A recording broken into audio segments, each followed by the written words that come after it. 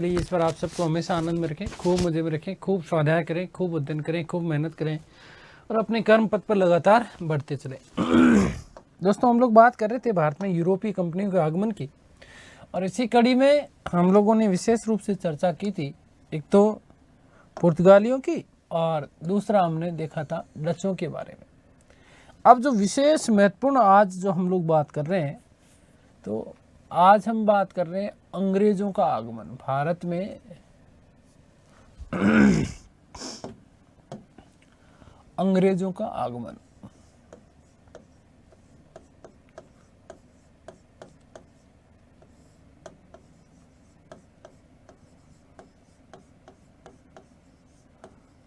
भारत में अंग्रेजों का आगमन कब हुआ, किस रूप में हुआ और कैसे कैसे रहा, है ना। ये सारी की सारी जो है हम लोग बात करेंगे आज हमारी इस कक्षा में। देखिएगा, ध्यान दीजिएगा। यदि हम बात करें यूरोपियों की, तो यूरोपियों में सबसे ज्यादा सफल जो रहे वो रहे अंग्रेज, और इन्होंने भारत में लगभग 350 वर्ष तक, लगभग कितना, 350 वर्ष तक इन्होंने भारत में क्या किया, अपना अस्तित्व बना करके रखा। और न केवल अस्तित्व बना करके रखा, अपितु भारत में यहाँ इन्होंने क्या किया, शासन भी किया। भारतीय लोगों का जो सर्वाधिक जो खून चूसा गया, या भारतीय लोगों को जो सर्वाधिक एक तरीके से, चाहे आर्थिक रूप में करें, चाहे मानसिक रूप में बात करें, चाहे सामाजिक रूप में बात करें, तो सबसे ज्यादा जो नुकसान किया गया वो नुकसान किसके द्वारा किया गया था, अंग्रेजों के द्वारा। किसके द्वारा, अंग्रेजों के द्वारा। ये विशेष महत्वपूर्ण बात आप लोगों की बन जाती है। यूरोपियों में सबसे ज्यादा सफल यदि कोई रहे तो वो कौन थे, अंग्रेज थे। कौन थे, अंग्रेज थे। आगे बात समझ क्लियर है।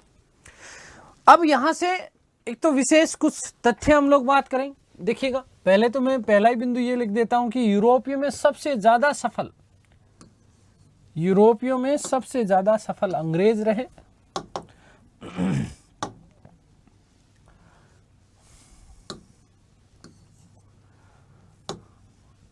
यूरोपियों में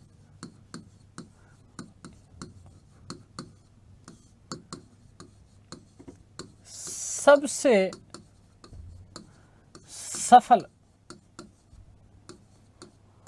अंग्रेज रहे, जिन्होंने लगभग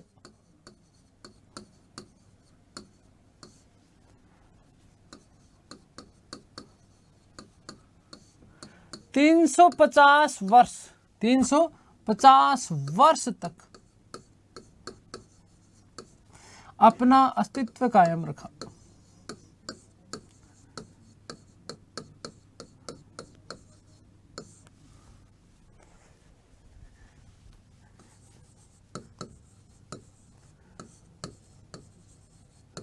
लगभग भारत में कितने वर्ष, 350 वर्ष तक ये भारत में अपना अस्तित्व बना करके रख पाते हैं। कौन, अंग्रेज। ध्यान रखना कि मुगल दरबार में पहला आने वाला प्रथम अंग्रेज जो था उसका नाम मिलता है रॉल्फ फिंच। मुगल दरबार में प्रथम अंग्रेज जो व्यापारी आया था वो आया था रॉल्फ फिंच, और रॉल्फ फिंच जो आया वो भारत में 3 वर्ष तक रहा। कितने वर्ष तक रहा, 3 वर्ष तक रहा। 1588 से लेकर के 1591 तक। इस समय भारत में मुगल शासक कौन थे, अकबर। एक सामान्य व्यापारी के रूप में आया था, और फतेहपुर सीकरी और आगरा वाला जो क्षेत्र है ये यहां पर भारत में रहा। एक आपसे पूछा जा सकता है कि भारत आने वाला प्रथम अंग्रेज पादरी कौन था, तो फादर स्टीवेंसन। फादर स्टीवेंसन जो था वो भारत आने वाला प्रथम अंग्रेज पादरी माना जाता है। 1597 ईस्वी में, 1597 ईस्वी में एक व्यक्ति था जिसका नाम था जॉन मिल्डेन हॉल।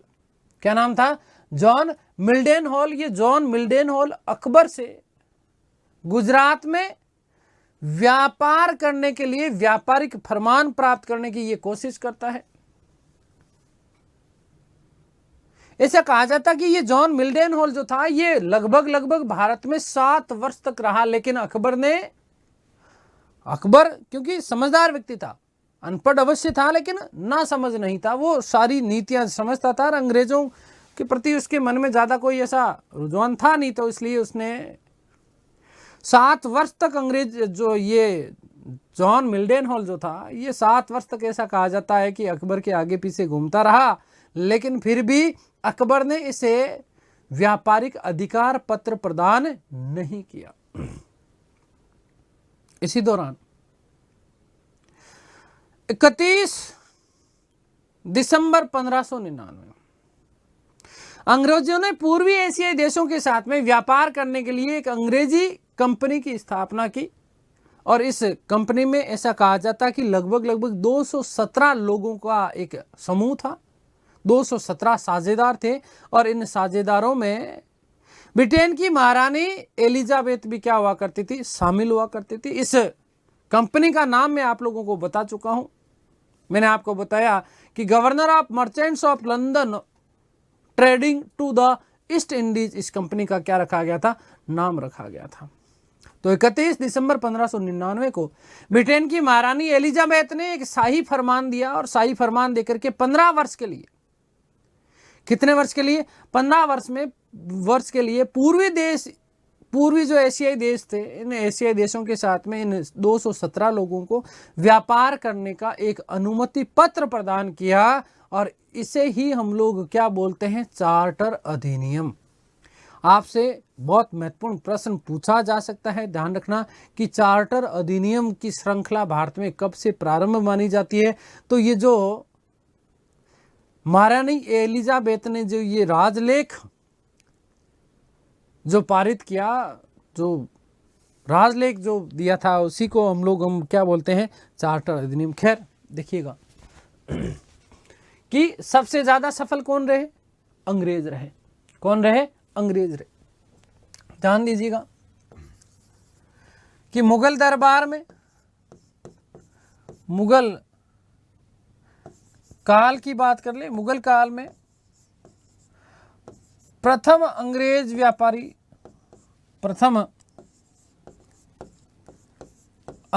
व्यापारी जिसका नाम क्या था, रॉल्फ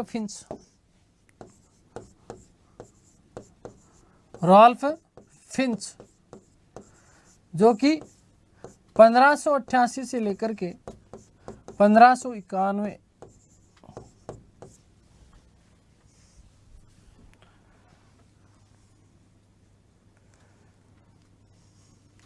भारत आया। ये केवल और केवल सामान्य व्यापारी के रूप में था। ध्यान रखिएगा, मोस्ट इंपोर्टेंट प्रश्न बन सकता है, फादर स्टीवेंसन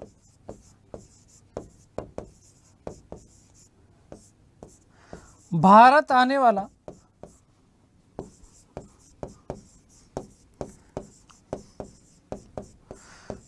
प्रथम अंग्रेज पादरी था।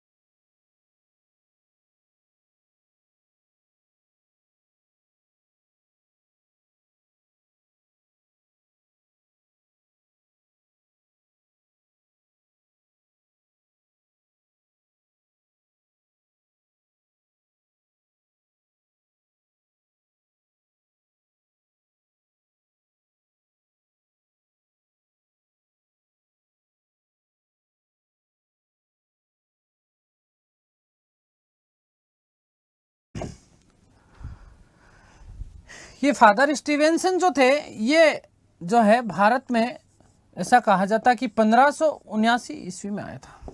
1579 ईस्वी में आया। ठीक है, ये सब समुद्री मार्ग से आए।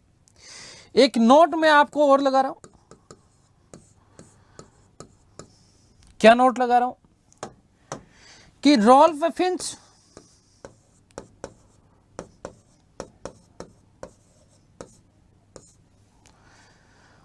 फतेहपुर सीकरी आया,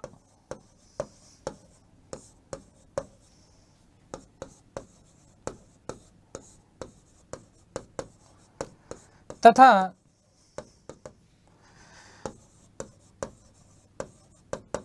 अकबर से व्यापारिक फरमान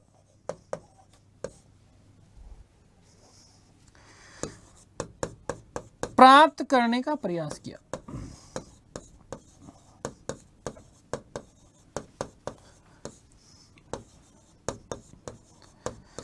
परंतु ये क्या रहा? असफल रहा। असफल रहा।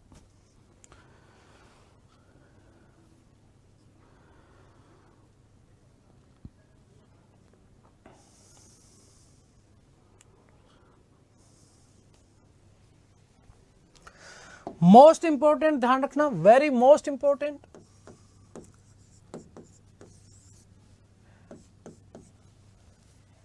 कि स्थल मार्ग से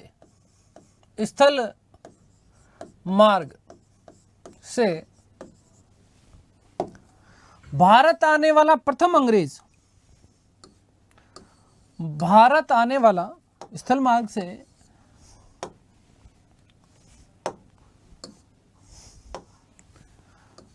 भारत आने वाला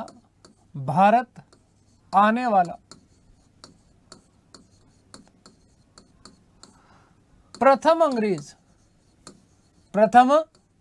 अंग्रेज क्या नाम था? John Milton hall. John Milton hall.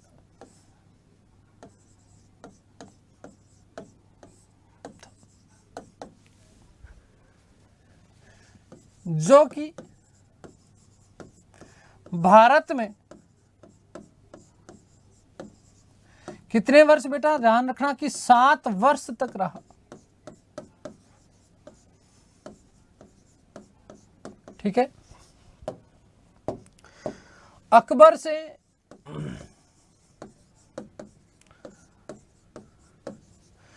व्यापारिक फरमान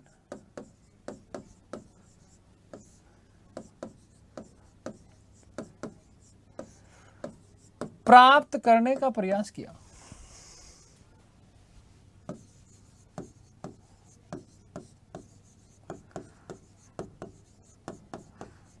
लेकिन यह भी क्या रहा? असफल रहा। क्या रहा? असफल रहा।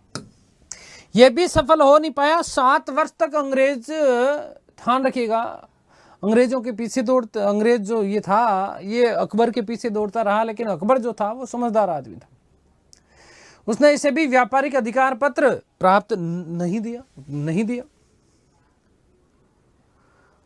वस्तुतः पश्चिमी भारत आने वाला प्रथम अंग्रेज भी यदि आपसे पूछ लिया जाए तो ध्यान रखना कौन था? John Milton hall. कौन था? John Milton hall. अब देखिएगा, हम बात कर लेते हैं कंपनी की स्थापना की।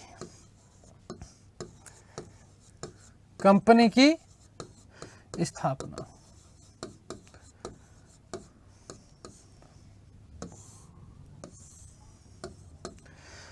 तो ध्यान दीजिएगा कि 31/12/1599 ईस्वी को ब्रिटेन महारानी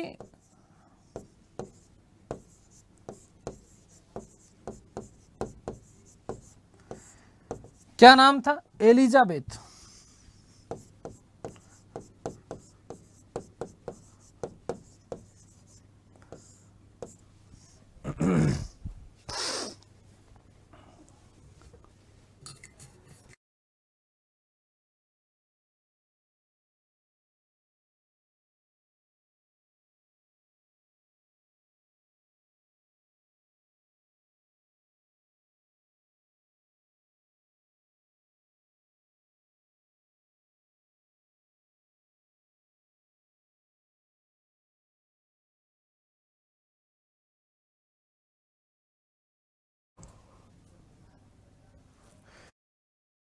प्रथम ने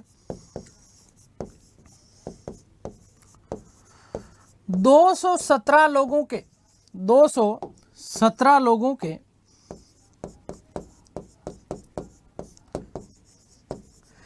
समूह को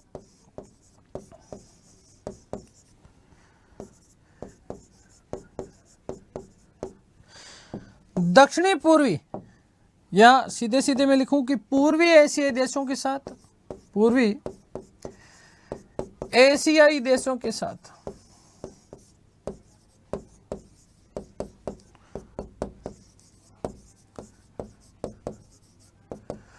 व्यापार करने का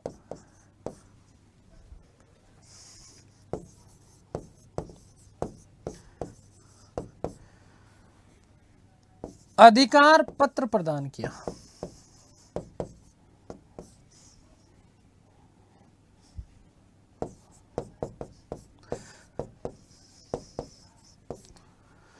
और ध्यान रखना कि ये जो अधिकार पत्र था ये 15 वर्ष हेतु, 15 वर्ष हेतु, कितने वर्ष हेतु था? 15 वर्ष हेतु। एक विशेष बात नोट लगा के लिख रहा हूं कि इससे पूर्व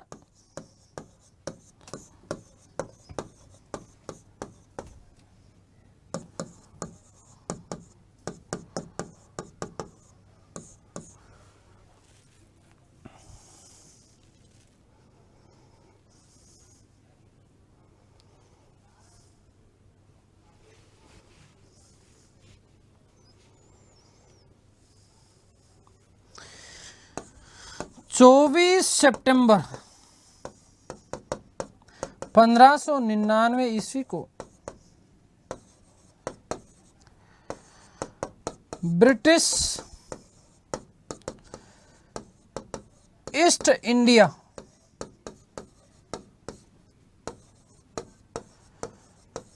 कंपनी की स्थापना की गई,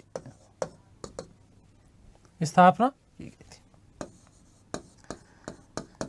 ठीक, तो एक तरीके से, या फिर हम जैसे बात करें, है ना, तो ध्यान रखना कि ये जो व्यापारिक कंपनी जो थी, इसकी कंपनी की स्थापना तो 24 सितंबर 1599 ईस्वी को, लेकिन एलिजाबेथ प्रथम ने इसी कंपनी को 31/12/1599 को, ध्यान रखना कब, 31/12/1599 को एक अधिकार पत्र प्रदान किया, है ना, आगे बात समझ में, और इन्हें पूर्वी एशियाई देशों के साथ में व्यापार करने का पत्र प्रदान कर दिया। इसी चीज को क्या कहा? राजलेख। कुल कितने लोग? तो 217 लोग। कितने लोग? 217 लोग। आ गई बात समझ। कंपनी का नाम हम सीधे सीधे बोलें तो ब्रिटिश ईस्ट इंडिया कंपनी, या फिर हम बड़े रूप में बोले तो मैंने आपको बताया था governor of merchants of London trading to the East Indies. आगे बात समझ क्लियर है? तो कितने वर्षों के लिए? 15 वर्षों के लिए। तो एक तरीके से ये बात 31 दिसंबर की हो गई, तो 1600 ईस्वी लग गया है। क्या लग गया है? 1600 ईस्वी लग गया है। तो उसके बाद प्रत्येक 15 वर्ष बाद में इसी अधिकार पत्र को बढ़ाने का कार्य किया गया। ये बात आप लोग विशेष रूप से ध्यान रखना।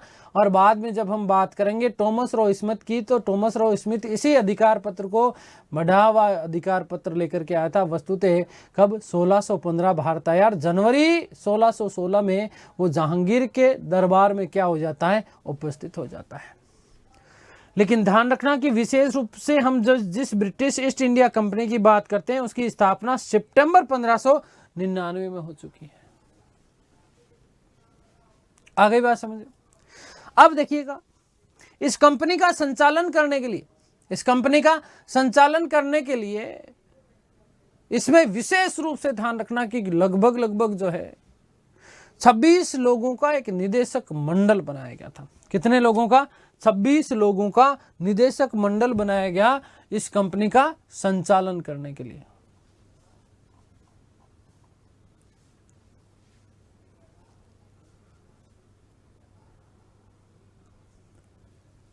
ठीक है, इस कंपनी का संचालन करने के लिए कितने लोगों का?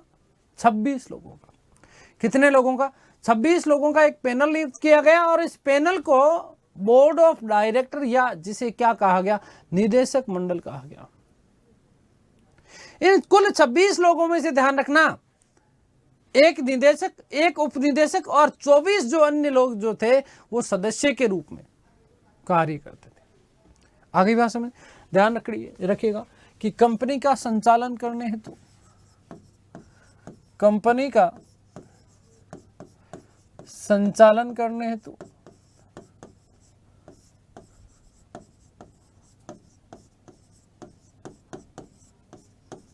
26 लोगों का, 26 लोगों का एक पैनल बनाएगा।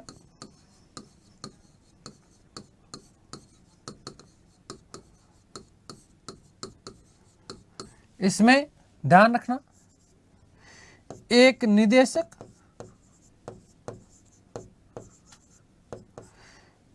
एक उपनिदेशक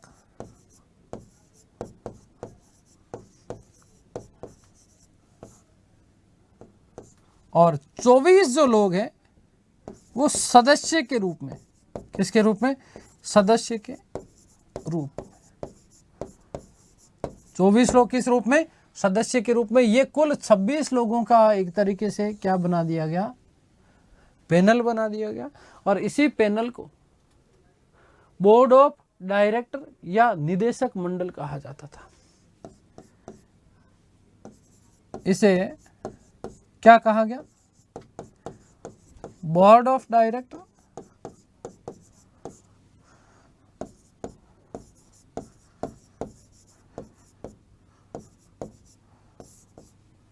या क्या कहा गया? निदेशक मंडल, निदेशक मंडल कहा गया।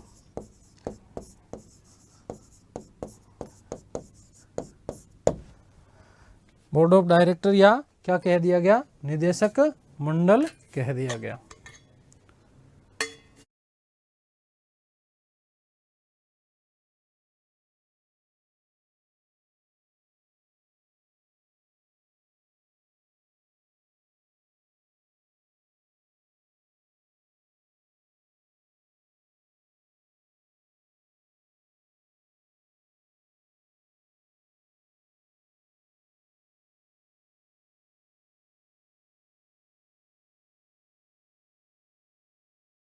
बात समझ में? तो ये तो बात हो गई किसकी?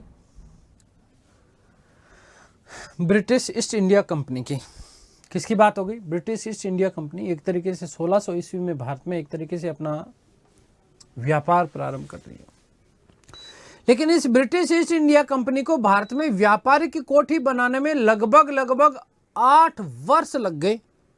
कितने लग गए थे? लगभग 8 वर्ष लग गए इसे व्यापारिक कोठी स्थापित करने में। क्योंकि यहां पर जब ये आए तो पहले से 2 लोग मौजूद थे। 2 लोग मौजूद थे। कौन कौन से बेटा? एक तो ध्यान रखना, पुर्तगीज यहां पर मौजूद थे और दूसरे यहां पर डच थे। तो सामान्य जो स्थितियां थी, सामान्य स्थितियों में भी इन्हें पार नहीं पा सकते थे। इसलिए धीरे धीरे यहां का इन लोगों ने क्या करा? माहौल समझा। क्या करा इन्होंने? धीरे धीरे इन्होंने यहां का माहौल समझा। और माहौल समझने के बाद एक चीज इन्होंने यहां पर सोच ली, समझ ली कि यार भारतीय जो लोग हैं ना, ये भारतीय शासक जो हैं, ये इन लोगों को बहुत आसानी से, आराम से क्या किया जा सकता है? लड़ाया जा सकता है। इन्हें लड़ाया जा सकता है। ये बात ये लोग समझ चुके थे। तो 1608 में 24 अगस्त 1608 को इसका प्रथम व्यापारिक बेड़ा भारत आता है। और इस व्यापारिक बेड़े का जो नेतृत्व किया, वो नेतृत्व किया गया कैप्टन हॉकिंस के द्वारा। इस व्यापारिक बेड़े का नाम आपको मिलता है हेक्टर। क्या नाम मिलता है? हेक्टर। इसी व्यापारिक बेड़े को कई लोगों ने, ध्यान रखना, इसी व्यापारिक बेड़े को कई लोगों ने जो है रेड ड्रैगन, क्या चीज? Red dragon. क्या चीज? रेड ड्रैगन नाम देने का काम भी किया है। लेकिन ध्यान रखना कि ये रेड ड्रैगन जो था, ये भी एक व्यापारिक जहाज था, जो इस व्यापारिक जहाज जो बेड़ा था, इस व्यापारिक जहाजी बेड़े में शामिल था। मुख्य जो इसका जहाज था उसका नाम क्या था? हेक्टर। और इस हेक्टर नामक जहाज का जो नेतृत्व करता था वो व्यक्ति कौन था? हॉकिंस। कौन था? हॉकिंस। जबकि हम बात करें रेड ड्रैगन की, तो रेड ड्रैगन का जो नेतृत्व कर रहा था वो व्यक्ति था एक अंग्रेज अधिकारी जिसका नाम था विलियम किलिंगसन। विलियम किलिंगसन। क्या नाम था? विलियम किलिंगसन। आ गई बात समझ? क्लियर है ना? तो ये दोनों अलग अलग हैं, कई लोग इसको एक ही बताने का प्रयास करते हैं, ध्यान रखना है ना। किलिंगसन तो किसका? रेड ड्रैगन का। किसका? रेड ड्रैगन का। और हेक्टर जो था उसका नेतृत्व कौन कर रहा था? हॉकिंस कर रहा था, जो कि मुख्य नेतृत्वकर्ता के रूप में यहां पर भारत आता है। कौन आता है? हॉकिंस। देखिए, जब ये भारत पहुंचा तो इस समय ये अपने साथ में एक आधिकारिक व्यापारिक फरमान पत्र लेकर के आया था, जो कि मुगल बादशाह अकबर के नाम से था वस्तुतः। लेकिन जब ये भारत पहुंचा था तो इस समय अकबर की क्या हो चुकी है? मृत्यु हो चुकी है। अकबर की क्या हो चुकी है? मृत्यु हो चुकी है। और इस समय जब हॉकिंस भारत आया है, कौन आया है? मोस्ट इंपोर्टेंट प्रश्न बनता है, ध्यान रखना। जब हॉकिंस भारत आया है तो इस समय यहां पर भारत में मुगल बादशाह जो है, भारत में जो मुगल बादशाह है वो कौन है? जहांगीर है। भारत में मुगल बादशाह कौन था? जहांगीर। आगे बात समझ में? मुगल बादशाह भारत में कौन है? जहांगीर। ध्यान रखना, वापिस बता रहा हूं क्या चीज। सबसे पहली बार बात कब की है? 1608 की। हम बात कर रहे हैं व्यापारिक बेड़े की। किसकी बात कर रहे हैं? व्यापारिक बेड़े की। व्यापारिक बेड़े की हम लोग बात कर रहे हैं। व्यापारिक बेड़ा किसका? अंग्रेजों का। तो प्रथम जो व्यापारिक बेड़ा आया वो कब आया? 1608 में। कब आया? 1608 में। कहां पर आया? सूरत में आया। कहां पर आया? सूरत में आया। व्यापारिक बेड़े का नाम क्या था? हेक्टर। क्या नाम था? हेक्टर। ध्यान रखना, क्या नाम था? हेक्टर। इसी हेक्टर में एक और व्यापारिक जहाज शामिल था जिसका नाम था क्या? Red dragon. क्या नाम था? Red dragon. आ गई बात समझ में? इस रेड ड्रैगन का जो नेतृत्व किया वो किसके द्वारा किया गया? विलियम किलिंग के द्वारा। किसके द्वारा? विलियम किलिंग के द्वारा। किसके द्वारा? विलियम किलिंग के द्वारा इसका क्या किया गया? नेतृत्व किया। ध्यान रखना। वही बात करें हेक्टर की, तो हेक्टर का जो नेतृत्व किया गया था वो किसके द्वारा? हॉकिंस के द्वारा। किसके द्वारा?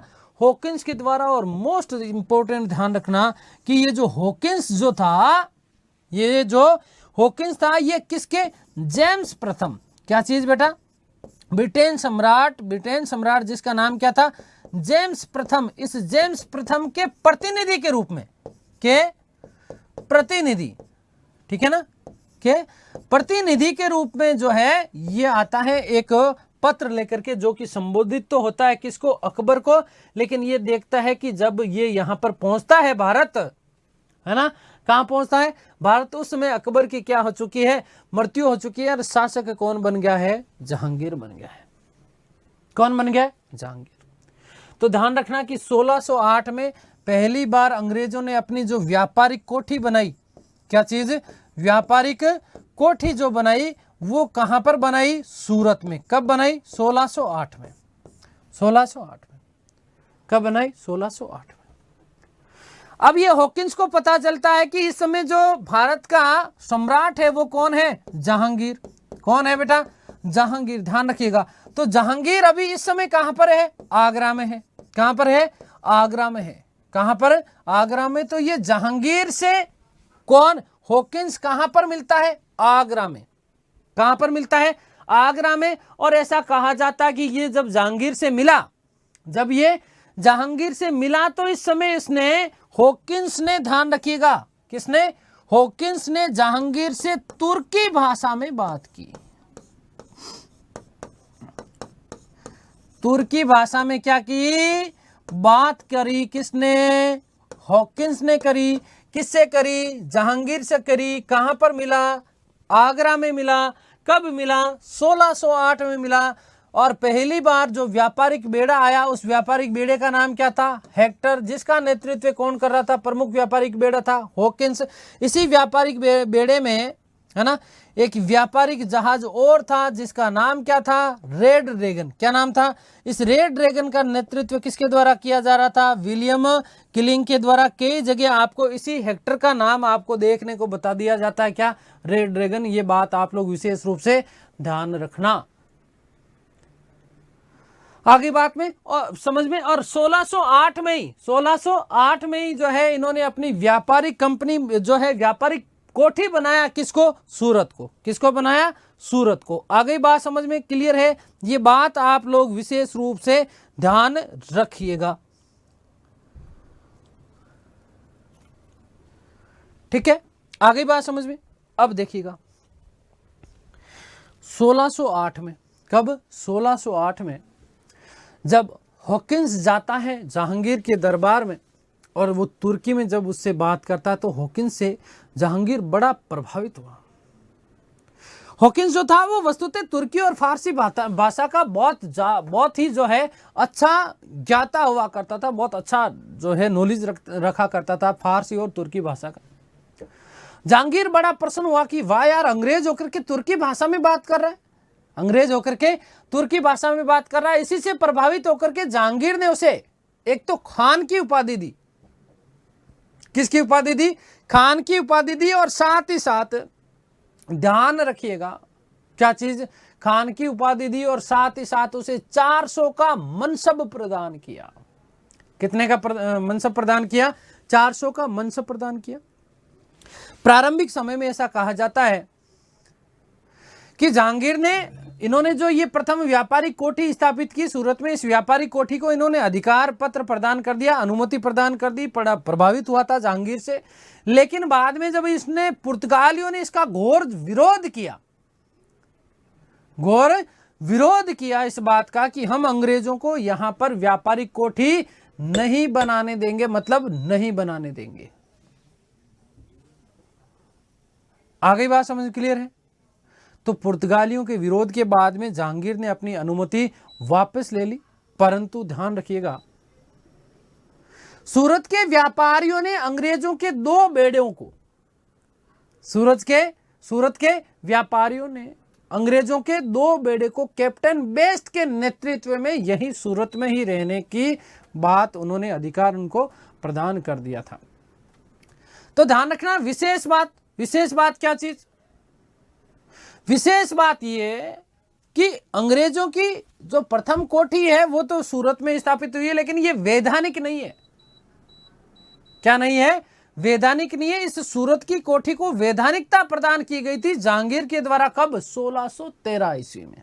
कब, 1613 ईस्वी में जो है वैधानिकता प्रदान कर दी गई थी, किसके द्वारा, जहांगीर के द्वारा। लेकिन स्थापित कब हुई है, 1608 में। आगे बात समझ क्लियर है।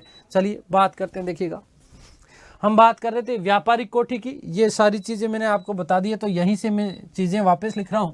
देखिएगा कि 1608 ईस्वी में कैप्टन हॉकिंस जेम्स प्रथम के राजदूत के रूप में, जेम्स प्रथम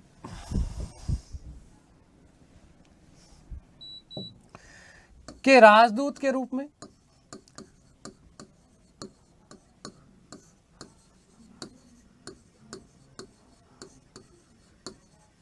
एक अनुमति पत्र सहित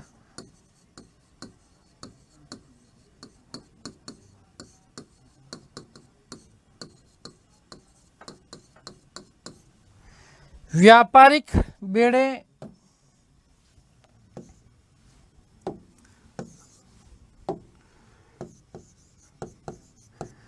व्यापारिक बेड़े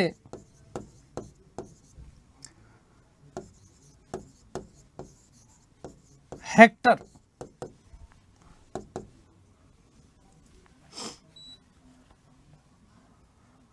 द्वारा 24 अगस्त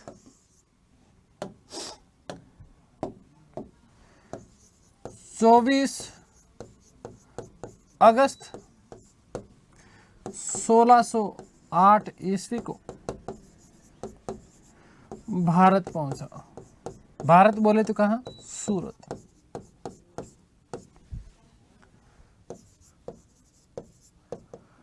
ध्यान रखना, अंग्रेजों ने एक चीज और कि इस व्यापारिक बेड़े के साथ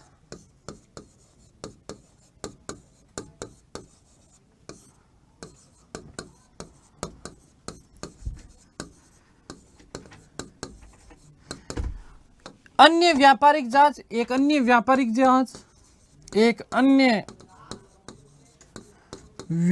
जहाज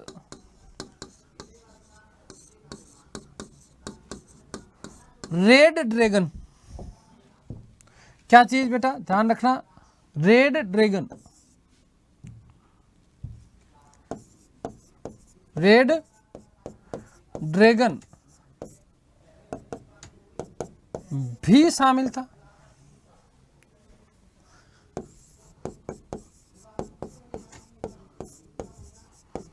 जिसका नेतृत्व विलियम किलिंग कर रहा था।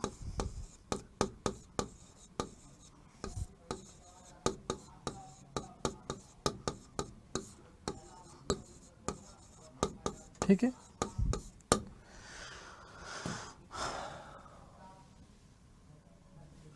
अंग्रेजों ने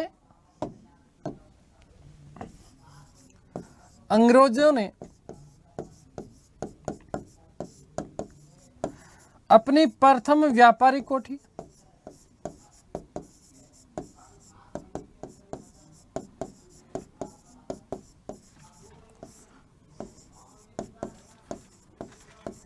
सोलह सौ आठ ईस्वी में ही कहां पर? सूरत में स्थापित की।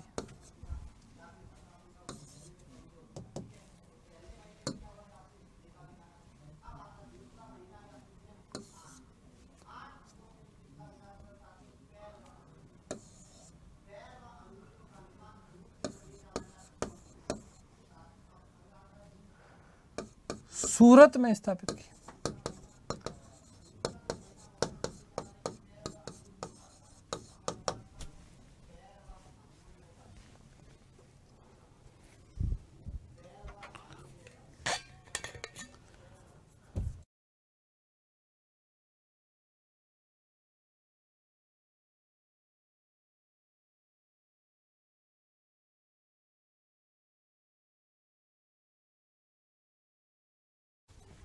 नेक्स्ट बात कि 1608 ईस्वी में ही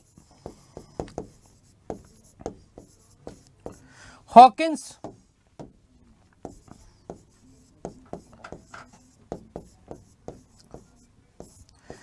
जहांगीर से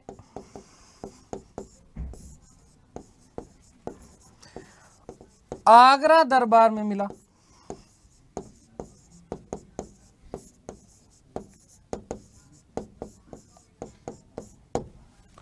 ध्यान रखना कि तुर्की भाषा में बात की।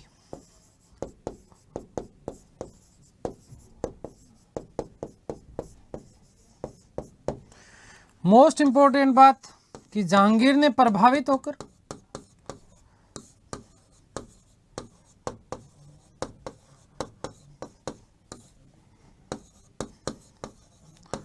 इसको इंपॉर्टेंट कर लेना भाई।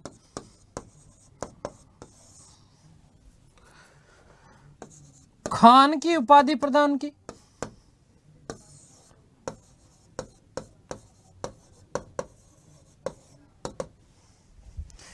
वे 400 का मनसब प्रदान किया। 400 का मनसब प्रदान किया।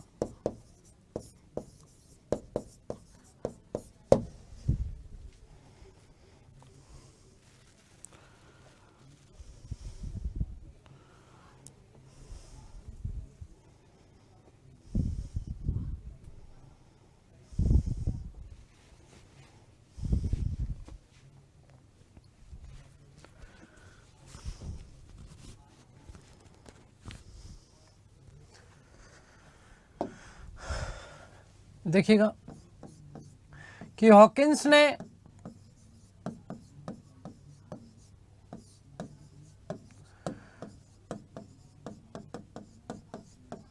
जहांगीर से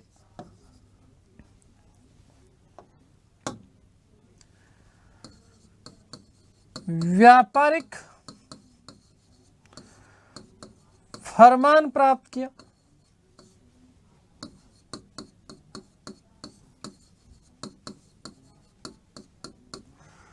परंतु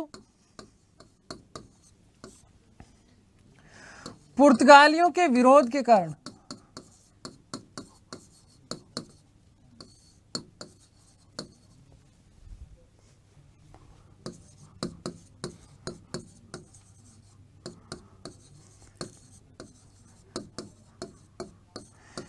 इसे रद्द कर दिया।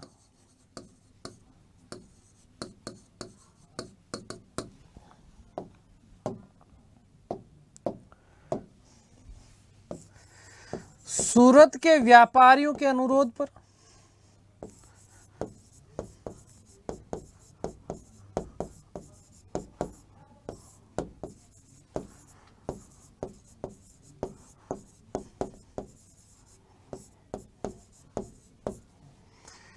कैप्टन बेस्ट के नेतृत्व में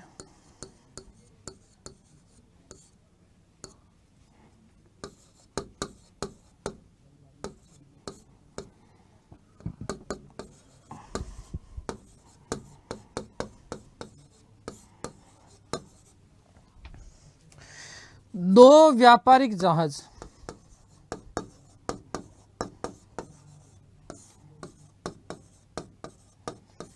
सूरत में ही रहने दिए।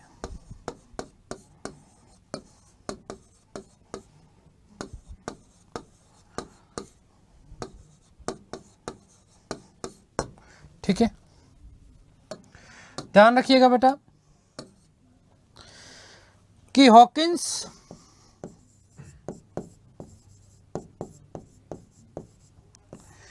1611 ईस्वी में लंदन लौट गया।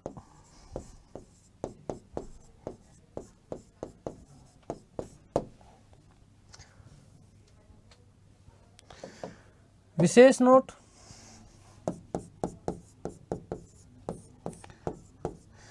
कि सूरत को वैधानिक कोठी के रूप में, सूरत कोठी को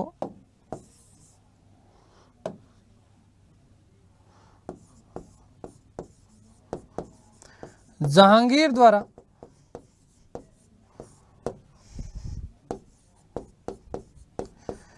सोलह सौ 13 ईस्वी में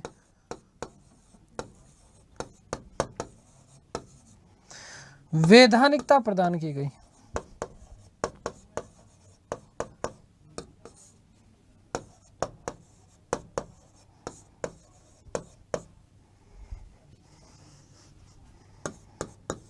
ठीक है, तो ध्यान रखना कि ये जो प्रथम कोठी की जो स्थापना की गई, ये एक तरीके से आपका क्या था, ये अवैधानिक थी। 1612 में इसके पीछे कारण था। 1612 में मैंने आप लोगों को बताया था, जब पुर्तगाली पढ़ाए तब मैंने आपको कहा कि 1612 में अंग्रेजों ने पुर्तगालियों को बहुत बुरी तरीके से क्या किया था, पराजित किया था।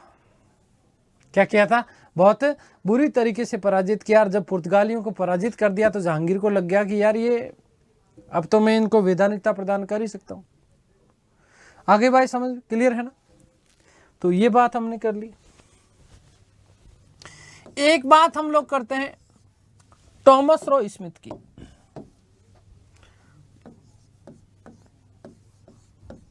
टॉमस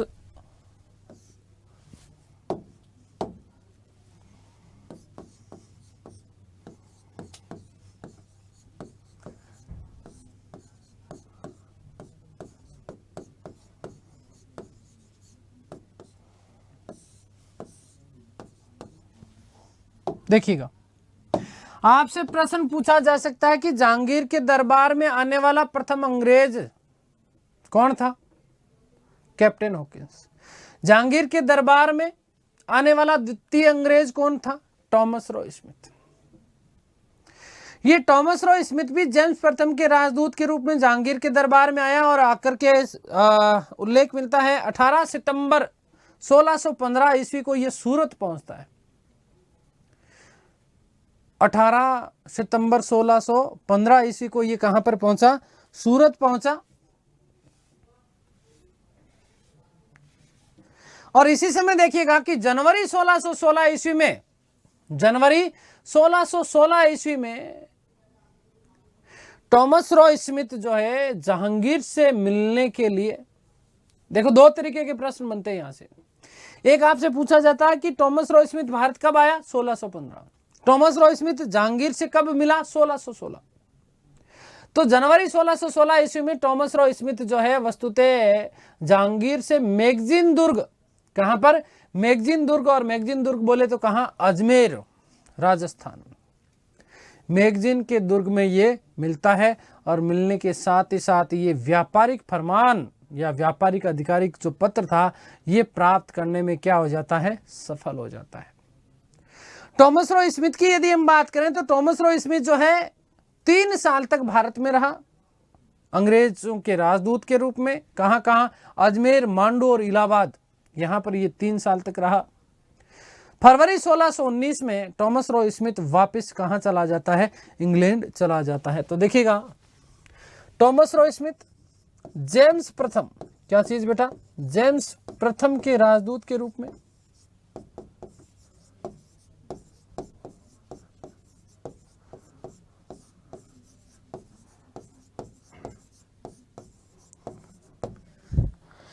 सितंबर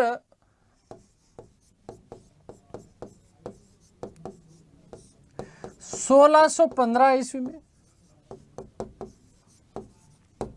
सूरत पहुंचा। सूरत पहुंचा।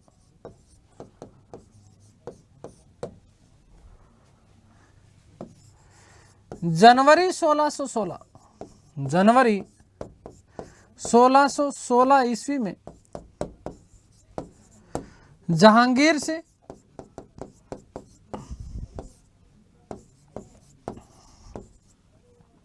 अजमेर स्थित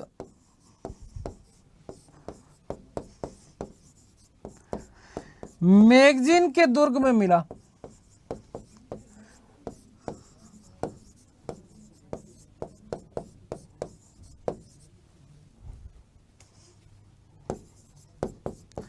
और ध्यान रखना कि व्यापारिक फरमान प्राप्त करने में सफल रहा।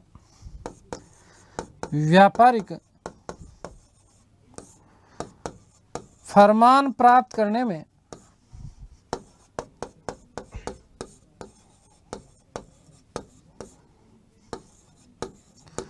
सफल रहा।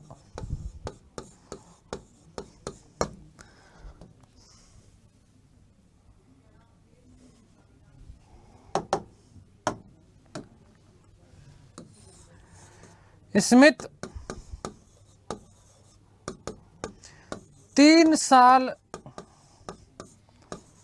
भारत में अजमेर, मांडू, इलाहाबाद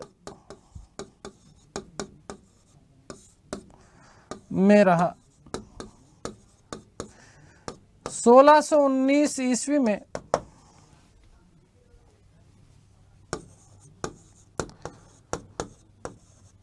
लंदन लौट गया।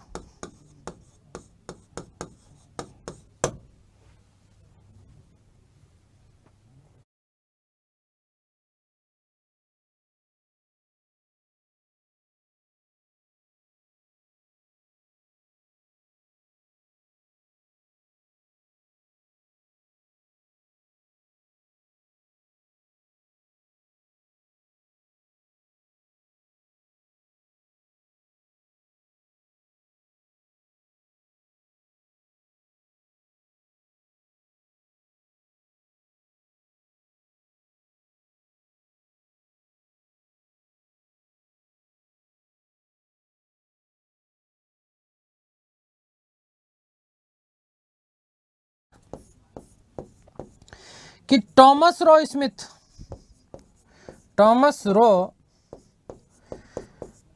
स्मिथ की पुस्तक का नाम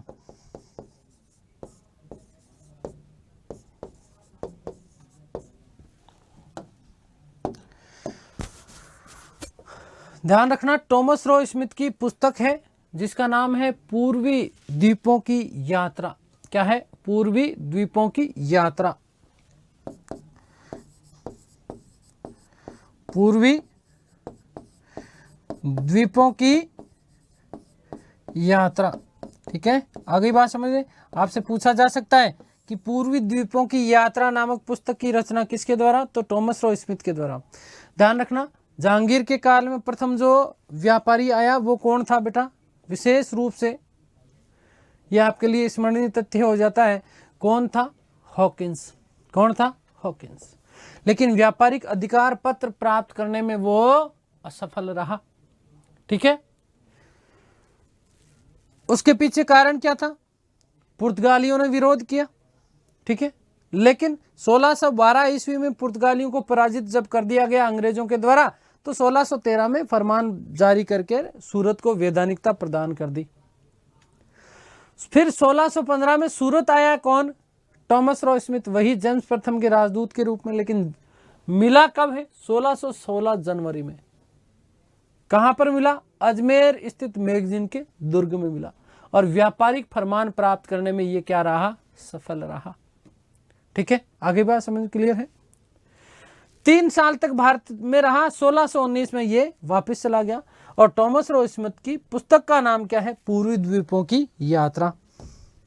तो ये बात हो गई प्रारंभिक लोगों के बारे में, व्यापारिक कोठी के बारे में बात कर ली हमने। अब कुछ अन्य महत्वपूर्ण तथ्य जो कि परीक्षा के दृष्टिकोण से आप लोगों के लिए महत्वपूर्ण बन जाते हैं। अन्य महत्वपूर्ण तथ्य,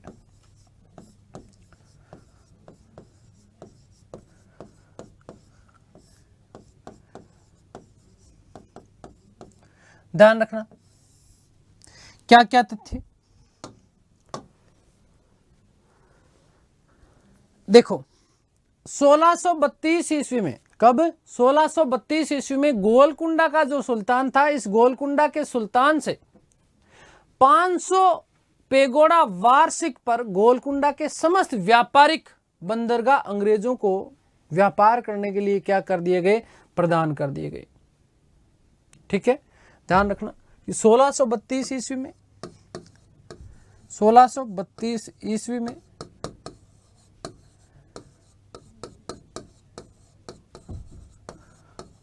गोलकुंडा के सुल्तान ने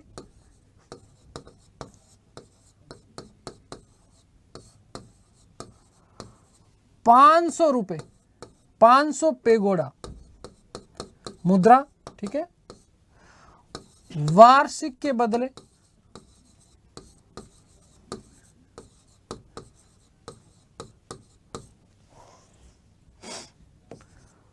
गोलकुंडा के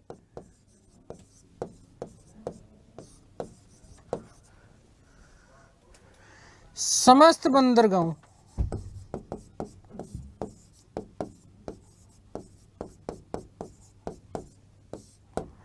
पर अंग्रेजों को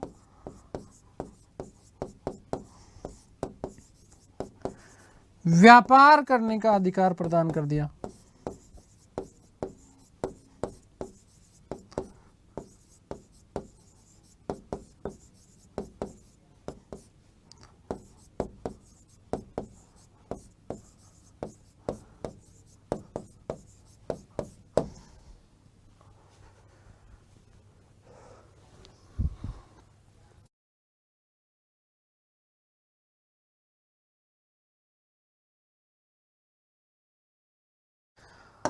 और इसी को सुनहरा फरमान कहा जाता है। ध्यान रखना कि अब्दुल्ला कुतुब शाह,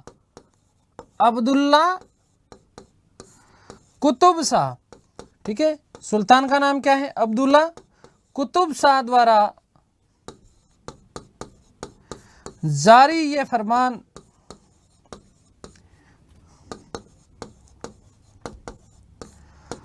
अंग्रेजों हेतु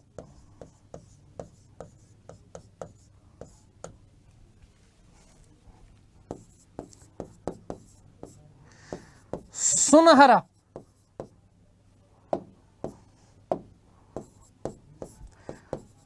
फरमान माना जाता है।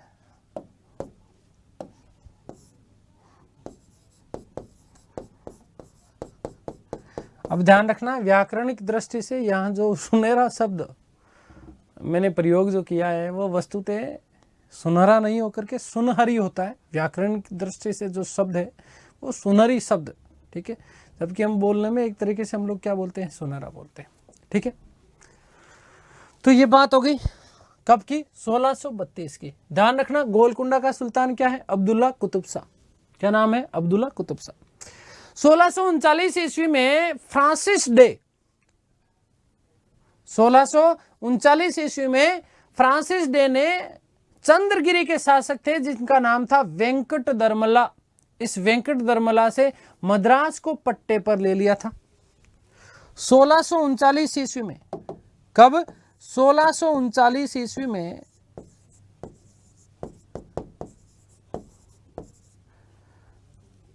फ्रांसिस डे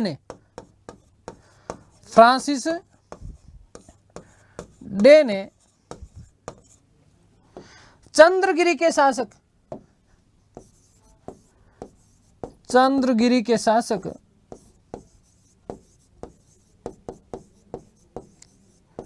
वेंकटा दरमल्ला से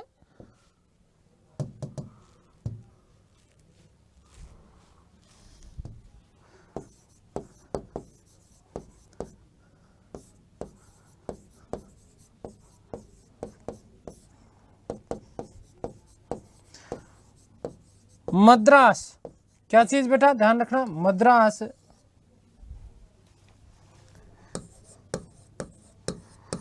पट्टे पर ले लिया।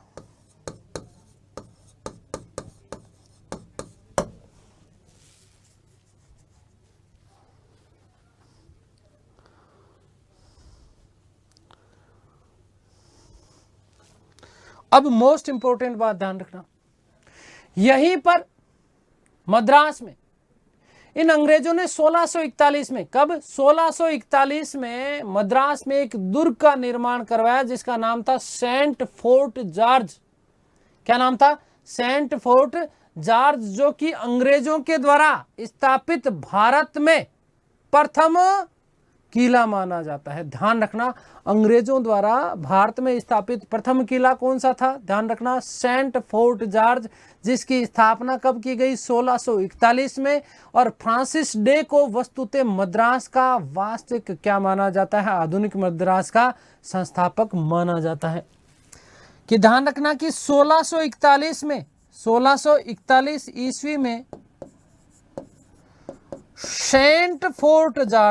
सेंट जॉर्ज फोर्ट, नाम क्या मिलता है, सेंट जॉर्ज फोर्ट, या कई जगह फोर्ट जॉर्ज भी मिलता है, ठीक है ना, Saint George fort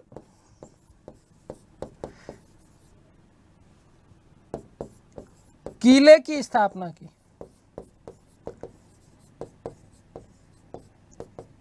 most important प्रश्न बनता है, ध्यान रखना, इसको इंपोर्टेंट कर रहा हूं मैं, जो कि भारत में अंग्रेजों द्वारा, किसके द्वारा, अंग्रेजों द्वारा स्थापित प्रथम किला माना जाता है, प्रथम किला माना जाता है। नोट लगा रहा हूं कि फ्रांसिस डे को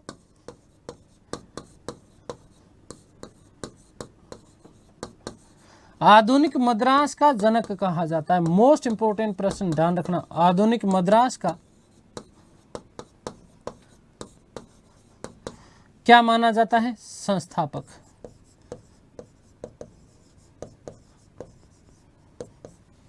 क्या माना जाता है, संस्थापक।